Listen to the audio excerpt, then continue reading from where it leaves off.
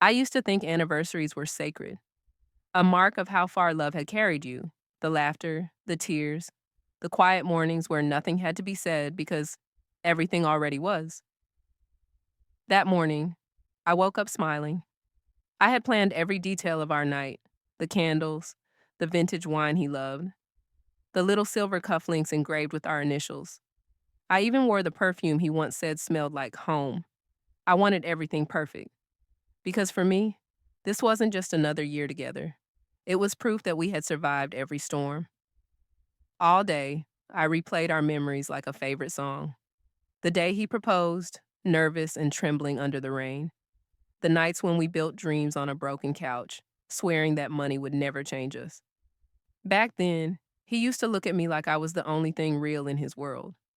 But somewhere between board meetings and private jets, that look faded.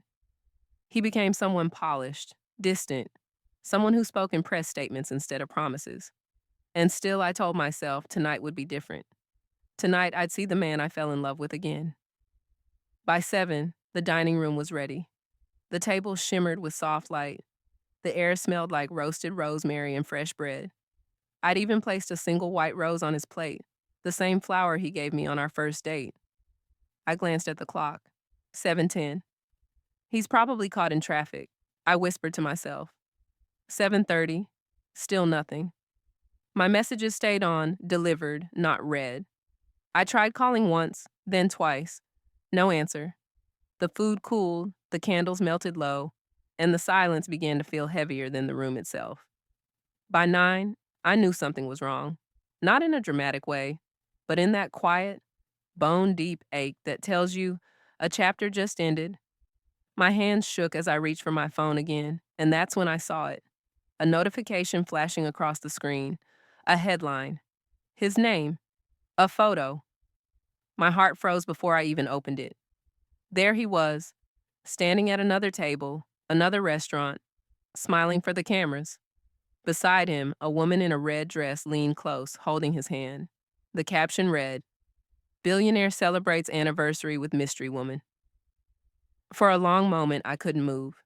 It felt like every heartbeat echoed in my ears, mocking me for believing this night still meant something. I stared at that image until my eyes blurred.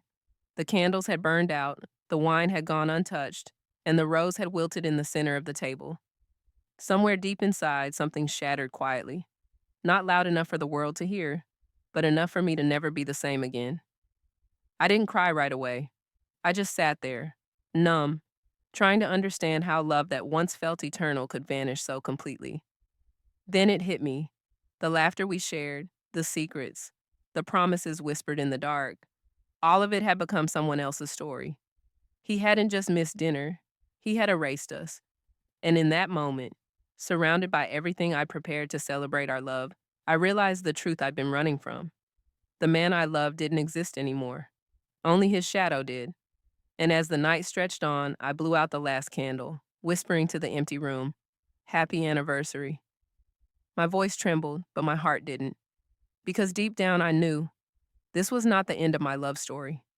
It was just the moment I finally woke up from the dream. I used to believe anniversaries were sacred, a celebration of everything love had survived. That morning, I woke up smiling, humming to myself as sunlight spilled across our marble floors.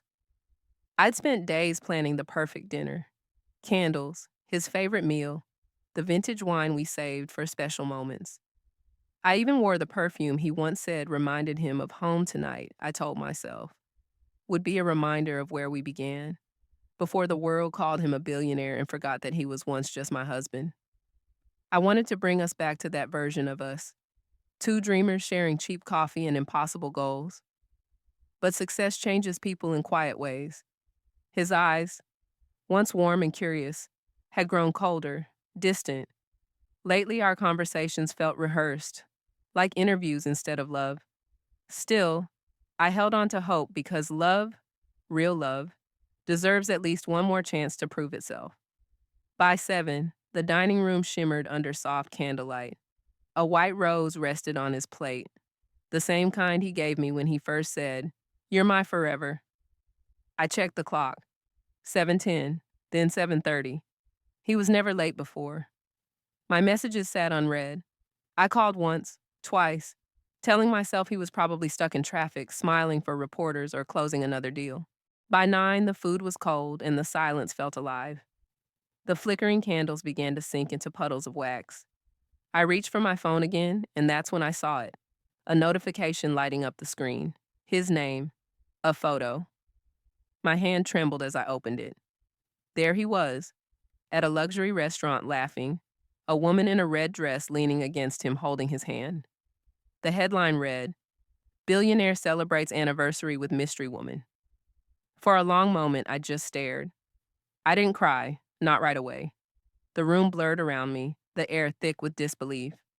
I had prepared a night to remind him of love, and he had chosen to remind the world that I no longer mattered. Slowly, I blew out each candle, one by one, until the room was dark. Then, in that silence, I whispered to myself, Happy anniversary. And even as the words broke in my throat, something inside me steadied, because I finally understood. He hadn't just left me at dinner. He had left the woman who believed in him. And that was the night I promised I'd never wait for him again. The next morning, the world already knew. My phone buzzed before sunrise. Messages, calls, headlines. Everywhere I looked, there it was. His smile, her red dress, my silence. The internet did what it always does. Turned heartbreak into entertainment. Strangers debated my worth, my looks, my silence. Some called me the charity case wife. Others said I should have seen it coming. It's strange how people can talk about your pain like it's gossip, not grief. I stayed in bed for hours, staring at the ceiling. I thought of the years I'd spent standing beside him, the meetings where I sat quietly while he took credit for my ideas, the nights I waited while he promised he was working late. I had built my world around him, and now that world had collapsed in public view. The wound wasn't just the betrayal, it was the humiliation, knowing everyone was watching me fall apart. When I finally walked downstairs, the house felt different. The walls echoed with memories I didn't want anymore. His mother called that afternoon, her voice sharp, polished, like a blade wrapped in silk. You've embarrassed the family, she said. You should keep a low profile until this blows over.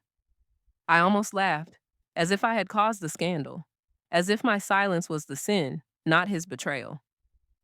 Friends stopped calling, invitations stopped coming. Even the staff at the mansion avoided my eyes. I'd gone from Mrs. Perfect to the woman he left behind. And yet, somewhere in that loneliness, a strange calm began to grow. When you've lost everything you thought mattered, you start to see what actually does. At night, I'd sit on the balcony, watching the city lights flicker. I wondered if he ever thought about me, or if she had already taken my place in his bed, his stories, his future. The thought used to hurt, until one night, it didn't. I realized that pain only has power when you feed it. That was the moment I decided I wouldn't be their headline anymore. The whispers could say whatever they wanted. They could write my name in pity, but I would rewrite it in strength. They thought they'd seen the end of my story. But the truth was, I was just beginning to rise. The days that followed were quiet, almost too quiet, the kind of silence that makes you confront every echo of your own heartbeat. At first, I thought that silence meant defeat, but slowly I began to realize it was space to rebuild what had been broken, and this time, without him in the picture. I started waking up earlier, just to feel what morning felt like without his shadow. I'd make coffee for one, sit by the window, and write down everything I had once given up for his dreams, my own. Before I became his wife, I had ideas, passions, and plans. I had once co-founded a small tech startup, an idea he laughed at and called a hobby. I remember how that stung. But now, sitting at that same table with my laptop open, I decided to breathe life back into it.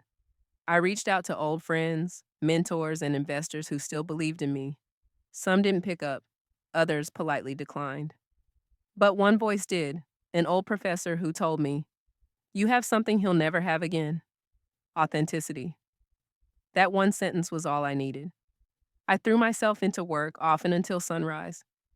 There were nights I cried out of exhaustion, but this time, the tears felt cleansing. They weren't for him anymore. They were for me. Each small victory felt like reclaiming a piece of myself. I learned to handle meetings, to pitch ideas, to lead. I learned that I didn't need a man to open doors for me. I just needed to build my own. My company started gaining traction. A small article appeared online calling me the silent force behind innovation. For the first time in months, seeing my name in headlines didn't hurt. It healed. He didn't call, and I didn't expect him to. But I knew he saw it. I knew he was watching me rise from the very ashes he left me in. And strangely, that didn't feel like revenge. It felt like peace. Because as I sat in my new office, sunlight pouring through the glass, I realized something beautiful. He had taken his love away, but in doing so, he gave me back my power. And this time, I wasn't giving it to anyone else. 6 months later, I stood in front of the mirror, fastening the clasp of my black satin gown. It wasn't the same woman staring back at me. My eyes looked calmer, wiser, no longer searching for approval in someone else's reflection. The world still whispered about me sometimes, but I had stopped listening. My company had taken off faster than anyone expected. Investors who once ignored my calls now fought for a seat at my table. My story had quietly shifted from scandal to success. When the invitation came, his gala, of all things, I almost laughed. A charity event in his name, benefiting women entrepreneurs. The irony was poetic. I stared at the embossed gold lettering for a long while before deciding I'd go. Not for him, but because I had spent too long hiding from rooms where I belonged. Tonight, I was done hiding. The night of the gala, the city glowed. Black cars lined the entrance of the Grand Meridian Hotel, flashes from cameras turning the street into daylight. As I stepped out, a wave of whispers followed, the same kind that once broke me. Only this time, I didn't flinch. I walked with quiet grace, head high, heart steady. My heels clicked like punctuation marks to the story I had written for myself. Inside, chandeliers glittered like frozen stars. I caught a glimpse of him across the room, flawless as always, his arm around the woman in red. Her laughter echoed like a song I used to know. He saw me too. For a brief second, his confident smile faltered. I could almost hear his thoughts. She came. Reporters started turning their cameras toward me. My name rippled through the crowd, not as gossip, but as recognition. A journalist approached with a grin. Mrs. No, Miss. Williams, congratulations on your company's global expansion. Your story's inspiring. Behind her, I noticed several of his investors watching me, intrigued. A man from the stage called my name next. Please welcome the CEO of Rise Tech Innovations, our keynote speaker tonight. Gasps rippled. Even his mother, seated near the front, shifted in disbelief. I took the microphone, smiled softly, and began. I was once told that success doesn't belong to the broken, but I learned that sometimes being broken is what teaches you how to build, stronger, wiser, and with purpose. I paused, my eyes meeting his across the crowd. Tonight, I don't stand here as someone's wife or someone's ex. I stand here as a woman who learned that losing someone's love can be the start of finding your own power. When I finished, the room erupted in applause. Cameras flashed, investors surrounded me, and he just stood there, motionless, watching as every spotlight turned toward me. I didn't seek revenge that night. I didn't need to. Truth had a way of shining brighter than betrayal. He left me once in silence. Now the whole world was listening to me. When I woke up the next morning, the world had changed again, but this time, in my favor. My face, not his, was on every headline. From betrayal to billion-dollar brilliance, the woman who rose above scandal. I sat at my kitchen table with my coffee, scrolling through the articles in quiet disbelief. Reporters who once called me the forgotten wife now use words like visionary, resilient, unstoppable. And though it should have felt like triumph, what I really felt was peace. For the first time in years, I didn't have to explain myself. My story spoke for me. The night of the gala had gone viral. My speech had been replayed millions of times online. Women from around the world flooded my inbox with messages, some saying I'd given them courage to walk away, others just whispering, "Thank you." It was humbling, but amid the applause, I stayed grounded because this victory wasn't about proving him wrong. It was about proving myself right. Later that afternoon, I walked into my office downtown. My assistant handed me a newspaper, her eyes gleaming. On the front page, right beneath my photo, was another headline: Bennett Industries faces merger fallout after CEO's ex-wife's company signs historic partnership. I smiled faintly. That wasn't my intention, but life has a strange way of returning what's owed. He called that evening. I recognized his number instantly, even though I hadn't saved it. For a moment, I considered ignoring it, but curiosity won. His voice was calm, practiced, the same tone he used in interviews. "You did well," he said. "Really well." There was a pause. "We should talk. Maybe find a way to move forward." I let out a soft laugh. "Move forward?" I repeated, my voice steady. "You already did. You moved on when you left that night. I just learned to walk in a different direction." He went quiet. For the first time, I could hear uncertainty in his breathing. "I never meant to hurt you," he said quietly. "I know," I replied. "You just didn't think I'd survive it." And with that, I hung up. No anger, no tears, just closure. A few days later, I stood by the window of my new office, watching the city lights shimmer below. It hit me then. I didn't need him to validate my worth, and I didn't need the world's pity to feel whole. I had taken the pain, the whispers, the humiliation, and turned them into purpose. He left me on our anniversary believing he'd written my ending, but I wrote my own beginning. Now the same press that once mocked me used my story to inspire others. He had the luxury, the spotlight, the fame, but I had something far greater: the truth. And that truth, shining on the front page, wasn't revenge. It was freedom. Looking back now, I realize that pain doesn't end you. It introduces you to who you were meant to be all along. There was a time when my world revolved around his smile, his approval, his name. But now, my life moves to the rhythm of peace, the kind that doesn't need validation, applause, or revenge, just stillness. Months after the gala, I visited a community center my company funded. Young women sat in a small classroom, learning to code, to design, to dream. One of them asked, "How did you do it? How did you stand again after losing everything?" I smiled. "By remembering I was never the loss," I said. "He didn't break me. He just showed me the strength I already had." As I walked through those halls, I felt lighter. Every step was proof that healing isn't loud. It's quiet, patient, and deeply personal. I had spent too long chasing the idea of love that looked perfect from the outside but was hollow within. Now, I had love that was real. Love for myself, for my purpose, for the life I was rebuilding piece by piece. Sometimes people look at me now and say, "You won." But the truth is, I didn't win. I simply stopped losing myself. I stopped shrinking to fit into someone else's shadow. He once left me in the dark, thinking I'd never rise again. But he forgot one thing: darkness is where stars are born. And as I watched the sunrise from my window that morning, I whispered to myself, "You made it."